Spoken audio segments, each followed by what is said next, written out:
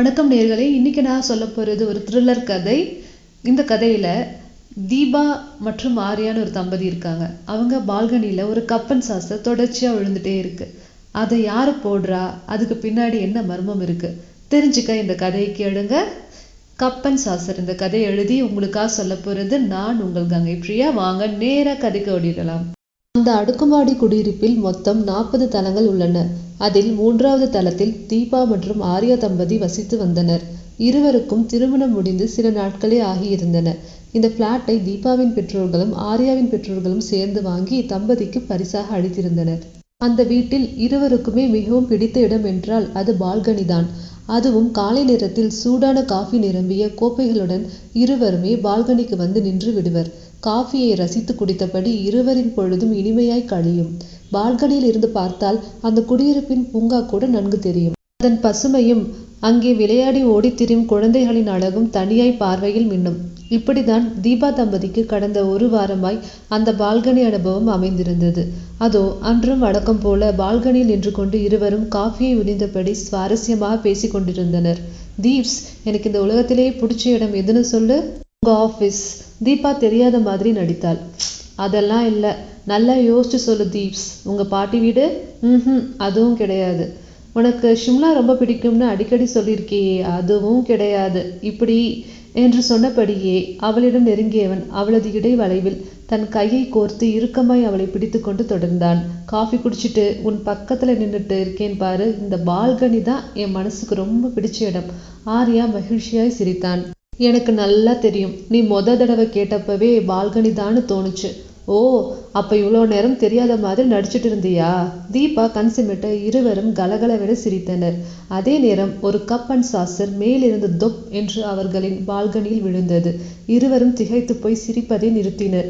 ஆர்யா, என்ன இது? தீபா கேட்ட நேரத்தில் ஆர்யா அன்னார்ந்து பார்த்து கொண்டிருந்தான்.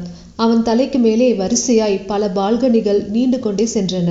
அந்த குடியிருப்பின் மேல் மாடங்களின் அமைப்பு மேலிருந்து பார்த்தால் ஒன்றை விட அடுத்தது சற்று நீளம் அதிகம் என்ற ரீதியில் பூ இதழ்கள் மாதிரி விரிந்து கொண்டே செல்லும். யாரோ தெரியாம இந்த கப்பன் சாஸ்திரம் தவற விட்டுருப்பாங்கன்னு நினைக்கிறேன் தீபா. ஆர்யா தன் கணிப்பை சொன்னான். இருக்கலாம். தீபாவும் அரைமனதுடன் தலையசைத்தாள்.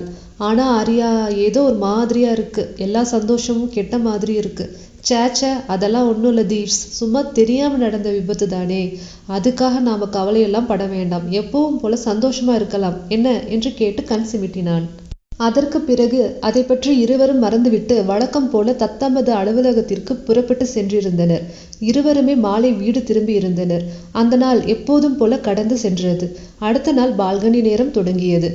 சரியாக சில நிமிடங்கள் கடந்ததும் மேலிருந்து ஒரு கப்பன் சாசர் இவர்களது பால்கனியின் மீது நேற்று மாதிரியே விழுந்தது. இன்று இருவருமே அதிகமாக திகைத்து விட்டனர். என்னது இது? நேத்துதான் தெரியாம விழுந்துருச்சுன்னு நினைச்சோம், ஆனா இன்னைக்கும் விழுது தீபா என்று ஆர்யாவும் குழம்பி போனான். நமக்கு மேல மொத்தம் 37 ஃப்ளோர்ஸ் இருக்கு. இதுல யார் வீட்டுல இருந்து இந்த கப்பன் சாசர் விழுந்திருக்கும் ஆர்யா? நேத்து தெரியாதனமா விழுந்த மாதிரி இருந்துச்சு, இன்னைக்கு வேணும்னே யாரோ போடுற மாதிரி தோணுதில்ல? எனக்கும் அப்படிதான் தோணுது தீபா. சரி, நாளைக்கு என்ன நடக்குதுன்னு பார்க்கலாம். ஒருவேளை நாளைக்கும் இப்படி நடந்துச்சுன்னா ஆர்யா? நடக்கட்டும், பார்க்கலாம் தீபா, ஆர்யா யோசனையுடன் சொன்னான். அடுத்த நாள் பால்கனி பொழுது சுவாரஸ்யமானதாக இல்லை, ஒருவித பயத்துடனே தொடங்கியது. இருவரும் காஃபி கோப்பைகளுடன் பால்கனி விளிம்பை பற்றியபடி வேடிக்கை பார்க்க தொடங்கி இருந்தனர். அப்போது சில நிமிடங்களில் சரியாய் மேலிருந்து ஒரு கப்பன் சாசர் கீழே விழுந்து நொறுங்கியது. சந்தேகமே இல்ல ஆர்யா, யாரோ நாம இங்க நிக்கிற நேரத்தை சரியா தெரிஞ்சுட்டு மேல இருந்து கீழே போடுறாங்க, தீபா அடித்து சொன்னாள். ஆமா தீபா, இதை விடக்கூடாது. யார் அப்படி பண்றாங்கன்னு கண்டுபிடிக்கணும். ஆனா எப்படி கண்டுபிடிக்கிறது? ஆர்யா பலமா யோசித்தான். அதுக்கு ஒரு வழி இருக்கு தீபா. என்ன? நம்ம அப்பார்ட்மெண்ட்டுக்கு எதிரில் ஒரு அப்பார்ட்மெண்ட் இருக்குல்ல? ஆமா இருக்கு. அதுக்கு என்ன? அதுல 9வது ஃப்ளோர்ல தான் என்னோட வேலை பார்க்குற ஒரு பொண்ணு தங்கி இருக்கா. ஆனா நான் அவளோட அதிகமா பேசுறதில்ல. இப்போ நீயும் நானும் போய் அந்த பொண்ணுகிட்ட பேசணும். இப்படி எங்களுக்கு நடக்குதுன்னு சொல்லிட்டு சரியா நாம காஃபி குடிக்கிற டைம், அதாவது 7லிருந்து 7:15 வரைக்கும் அவங்களோட அப்பார்ட்மெண்ட்ல இருந்து பைனாகுலர் வழியா எங்க இருந்து கப்பன் சாசர் வருதுன்னு நோட்டமிட சொல்லணும்.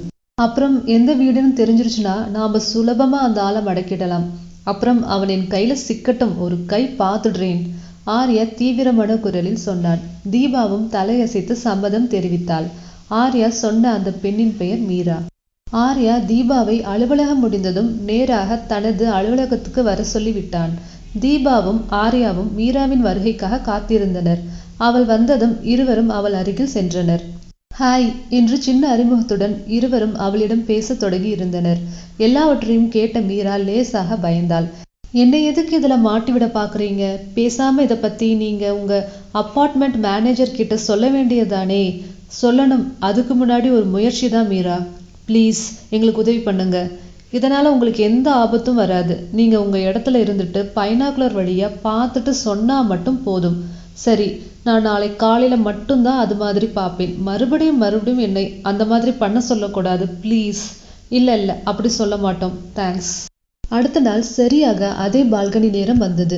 தீபாவும் ஆர்யாவும் ஆர்வமாய் அங்கே வந்து நின்று சிரித்து பேசுவது போல பாவனை செய்து கொண்டிருந்தனர்.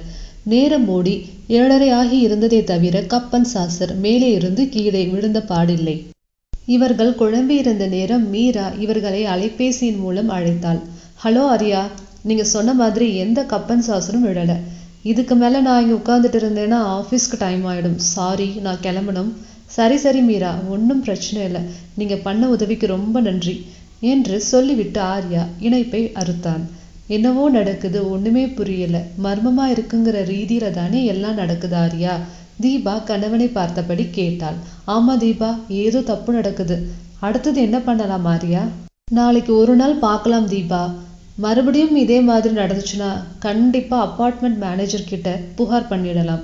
வேற வழியே இல்லை தீபா. ஓகே ஆர்யா, அதான் சரி என்று தீபாவும் தலையசைத்தாள்.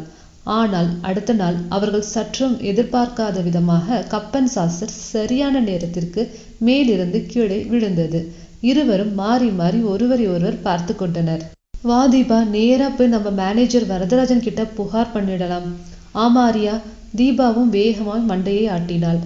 இருவரும் சிறிது நேரத்தில் குடியிருப்பின் கீழ்த்தளத்தில் அமைந்திருந்த அலுவலக அறையில் மேனேஜர் வரதராஜனுக்கு எதிரில் வந்து அமர்ந்திருந்தனர். அவர் இருவரையும் உற்று பார்த்தபடி, சொல்லுங்க மிஸ்டர் ஆர்யா என்று எடுத்து கொடுக்க ஆர்யா தங்கள் கதையை சொல்ல ஆரம்பித்தான். ஒரு கப்பன் சாசர் மேல இருந்து எங்க பால்கனி மேல அப்போது நடுவில் இடைமறித்த வரதராஜன், என்ன ஆர்யா, கப்பன் சாசர் விழுந்ததெல்லாம் ஒரு பிரச்சனையா? இன்னைக்கு மட்டும் எனக்கு எத்தனை புகார் வந்திருக்கு தெரியுமா? பிளாட் நம்பர் 16ல தண்ணி லீக் ஆகுதாம். பிளாட் நம்பர் 25ல பாத்ரூம் டைல்ஸ் கிராக் வந்துருச்சாம். பிளாட் நம்பர் 13ல சப்ளை சரியா வரமாட்டேங்குதாம். இப்படி காலங்காத்தால எழுந்ததும் என் தலைக்கு மேல ஒவ்வொரு பிளாட்காரங்களும் வேலை வச்சுடுறாங்க.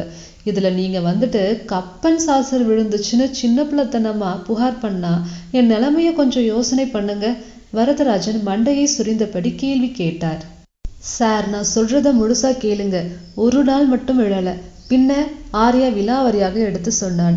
இது என்ன மர்மமா இருக்கு, என்ன பண்ணலாம்? வரதராஜரின் புருவங்கள் சுருங்கி இருந்தன. சார், ஒவ்வொரு ஃப்ளோர் காரிடரிலும் மாட்டியிருக்க சிசிடிவி கேமராவை செக் பண்ணி பார்க்கலாம். அதை செக் பண்ணி என்ன பண்ண முடியும் ஆர்யா? வரதராஜன் மீண்டும் மண்டையை சுரிந்தார். சார், நான் சொல்ற அந்த குறிப்பிட்ட 7 to 7:15 டைம்ல எந்த பிளாட்ஸோட கதவெல்லாம் தொடர்ச்சியா சாத்தி இருந்துச்சுன்னு செக் பண்ணி பார்க்கலாம். அப்போ கொஞ்சம் ஃபில்டர் ஆகும் இல்ல சார்?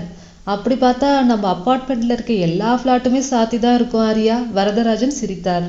இல்ல சார், ஆனா கூட காய்கறி வாங்குறதுக்கு, பால் பாக்கெட் எடுக்கிறதுக்குன்னு கண்டிப்பா எதுக்காக வாச்சு கதவை திறந்திருப்பாங்க.